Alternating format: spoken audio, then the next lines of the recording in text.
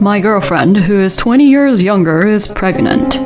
Our children have grown up, so please grant me a divorce. While enduring a profound sense of disgust welling up from the depths of my heart as I watched my husband apologize to me, I handed him the divorce papers I had prepared. Here are the documents you requested. I'll take everyone, but the eldest son. Upon hearing my words, my husband seemed genuinely surprised, but I ignored him and left the scene. I'm Dolly, a 56-year-old housewife. I married Greg, an office worker, 35 years ago, and we had 2 children together. And now that our children have successfully found employment, I finally had a moment to breathe. Our eldest daughter, Natalie, is 28 years old. Our eldest son, Noel, took a 2-year leave of absence for studying abroad, but graduated from university at the age of 24 and secured a job this year. Since Greg's company had set the retirement age at 65, Greg, who was 58, intended to continue working for the remaining 7 years and even planned to work for a subsidiary company after retirement. Thanks to my affluent family background and the investments I have been doing since a young age, I had a decent income. Regarding Greg, even if you don't work so much, we have enough savings to live comfortably in our retirement years. That's what I explained, but I'm not comfortable living on your income, so I'll keep working while I can. And he stubbornly chose to continue working. Greg has a sister-in-law who is 48 years old and 10 years younger than him. Greg has significant affection for his much younger sister-in-law. Unfortunately, there was no conflict between me and my sister-in-law, and when we met, we would engage in casual small talk. We had a normal relationship where we maintained a slight distance between us. However, that sister-in-law did something outrageous. 3 years ago, on a certain day, despite being married, she had a relationship with a man other than her husband, and, to make matters worse, she disappeared. Furthermore, my sister-in-law had a 21-year-old son named Joe, but her husband refused to take custody. Considering that Joe was already 21 years old, it was somewhat harsh, but not an incorrect argument to say that he could live on his own. In response to this, both our parents-in-law and Greg were furious. And as a result, for some reason, Greg decided to take Joe into our home without consulting me at all. Joe is coming to the house tomorrow. Joe, your sister's son? Yeah, she had a relationship with a man and disappeared. And to make matters worse, her husband refuses to take custody of Joe, so I decided to take him into our home. Hold on, what do you mean? Are you saying he's going to live in this house? Why didn't you consult me about anything? Shut up. Joe is 21 years old. He's not a helpless child, so it's fine since he can take care of himself. That's not good. Besides, there's no room for Joe to live in. There should be the room that Natalie used, right? She got married and moved out, so we can use her room. Anyway, it's already decided. Greg abruptly ended the conversation with those words. Hearing his remarks, I had no choice but to sympathize with Joe's situation and reluctantly agreed to take him in at our house. However, contrary to Greg's words, Joe turned out to be quite a troublesome child, causing problems at university almost every day. This led to me visiting the school regularly and apologizing on his behalf. But that was just the beginning. Joe started causing problems outside of school as well, and I found myself being called by the police, having to go to the police station and bring Joe back home. Dealing with these issues always fell on my shoulders, as Greg conveniently avoided visiting the school or the police, using work as an excuse. I had discussed this matter with Greg multiple times, seeking his advice and support. Joe injured another classmate again. You don't listen to what I say, so at least say something from your end. He's still a student, so it can't be helped. Both of our children are not students anymore, so pour your motherly love onto him.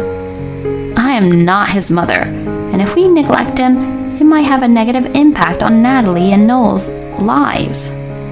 Negative impact? What are you talking about? It's like you're calling Joe a troublemaker. I never said that. Every conversation with Greg went like this, with no productive outcome, and I found myself frustrated every day. However, despite that, I tried to take in Greg's words and address the issues with Joe. Please stop causing trouble. If you have any worries, I want you to talk about them. I approached him saying this. What's up, lady? There's nothing I need to talk to you about, so don't try to act like a mother figure, okay? Seriously, it's useless. Joe mocked my words, threw me a contemptuous glance, and responded like so. To be honest, the words pissed me off quite a bit, but I managed to suppress my anger out of pity for the poor child whose mother had left him. However, Joe's insolence was gradually directed at me in the home. As I tried to deepen our connection by approaching him gently, he began to look down on me. Eventually, he even resorted to raising his hand and intimidating me. When Joe was in a bad mood, he not only used abusive language, but also became physically aggressive towards me. Of course, I shared this with Greg, but it's just something kids do, so let it go. He passed it off. Kids? Didn't you say he can take care of himself? Despite that, every time there's a problem, I have to go and pick him up. And in the end, I'm the one who gets physically attacked by Joe. Mom, what do you mean? Noel, who seemed to have overheard my desperate plea to Greg as he returned from work, interjected into the conversation. I hesitated whether to speak, but since Greg wasn't helping, I felt I had no choice but to rely on Noel. So I recounted everything that had happened up to that point. The truth is, Noel is highly skilled in judo and has a large and strong physique, capable of easily subduing Joe, even if he becomes violent. After hearing my story, Noel spoke up. Why does Mom have to take care of someone like him? Dad brought him here without consulting anyone, so Dad should handle it. Anyway, if Joe lays a hand on Mom again, he'll face the consequences. Noel glared at Greg. What's with that attitude towards your father? Greg was furious with Noel, but Noel continued. You never consult the family on important matters, yet you conveniently act like a father figure only in situations like this. Noel blurted out those words. Sensing the situation becoming explosive, I decided to forcefully end the conversation. I honestly can't bear it anymore, so do something about it. I told Greg. The following day, I brought Joe home after another fight at school. Don't cause any more trouble. If you cause problems, leave. I told Joe this, but he replied, You were acting like a mother figure until recently, and now you want me to leave? Are you really an adult? You're such an irresponsible woman, he replied. I tried to retort to his words, but before I could speak, Joe hurled a plate from the dining table towards me. Don't bother me, he shouted angrily. In that instant, Joe's body was lifted off the ground and slammed onto the floor. Irresponsible is a woman like your mother who leaves her kids and disappears with a man, and someone like my dad who is stupid enough to take in a problem child like you without permission and leave him there.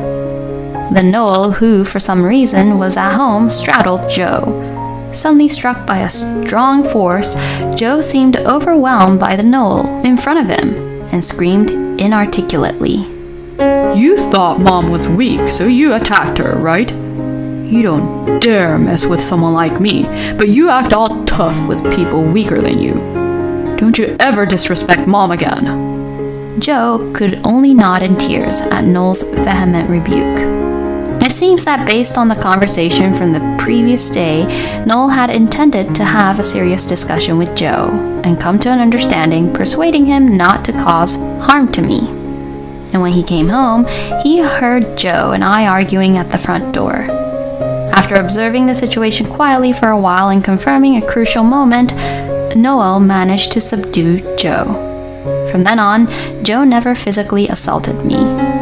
However, he continued to verbally attack me behind Noel's back, making hurtful remarks in secret. and I reached the limit of my patience. Until then, I had been trying my best to make my relationship with Joe somewhat better. I made an effort to find out Joe's favorite food from my mother-in-law and served it during dinner. I also put in extra effort to engage in conversations with him, hoping to improve our connection. However, Joe and his friends engaged in shoplifting at a store on their way back from school, and he was caught and disciplined once again. On the way back from picking him up from the police station, I've reached my limit.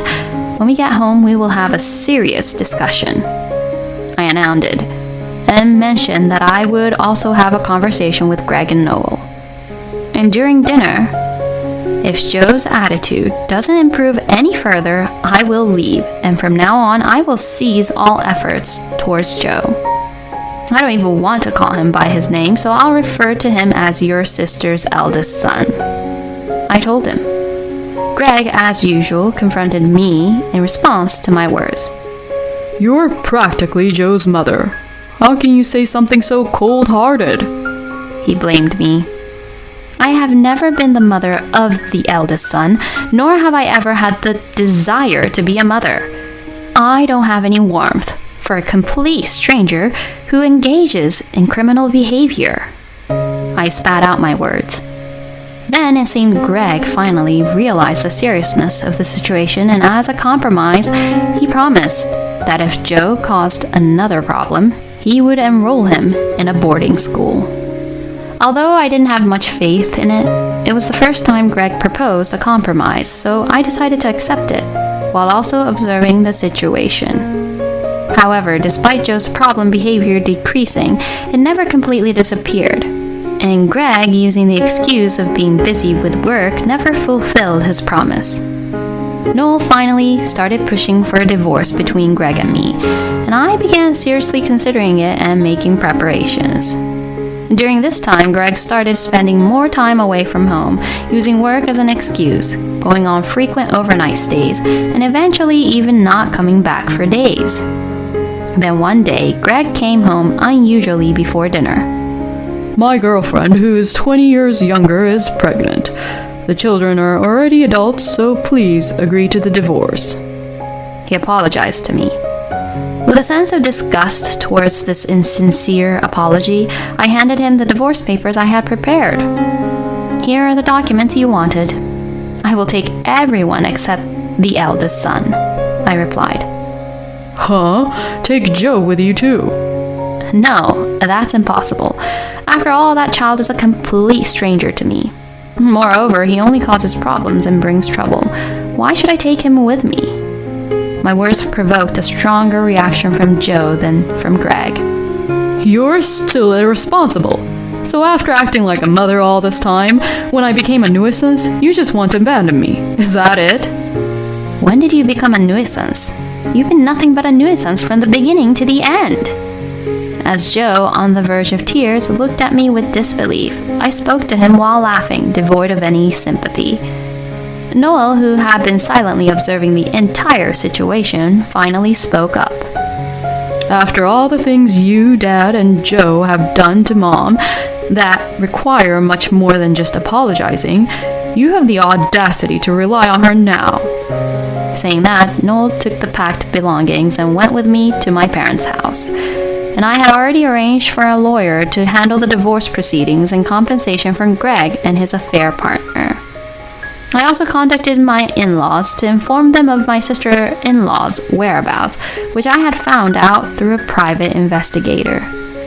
And then regarding my sister-in-law, I will claim child support for Joe, I declared. I had a sense of unease when Greg started spending more time away from home, so I immediately hired a private investigator and also located my sister-in-law's whereabouts. Greg, for some reason, refused to proceed with the divorce. There's no way I can afford any alimony, he complained to his lawyer. And, it's not surprising, Greg was spending money on his affair partner, and without my income, it would have been difficult to sustain their lifestyle. The lawyer, You were the one who brought up the divorce, correct? The lawyer said to Greg. I never thought she would actually go through with the divorce. and to demand alimony? I thought Dolly would be loving and provide child support for my child with my affair partner. I was taken aback by the outrageous things he was saying, and even lawyers who specialize in divorce were baffled.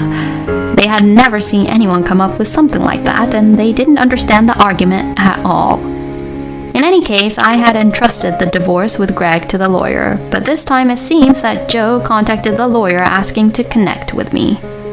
Of course, I refused this request and asked Joe about the reason for his actions. Dolly was the only one who showed me motherly love, Joe apparently said. It seems that my in-laws sent Joe to my sister-in-law's place, but she had already started a new family and treated Joe coldly. Her common-law husband even resorted to physical punishment. It's just karma coming back to you for everything you've done to others, right? You brought this upon yourself. I would actually want to demand compensation for the trouble caused, but if you never get involved with me again, I'll let it go. I asked for a message only, refusing any further communication. And at the same time, I informed my sister-in-law's actual husband of her whereabouts, resulting in her being held accountable for the affair. In the end, Joe had no choice but to go to Greg's place. But the woman who was Greg's affair partner refused to take in Joe.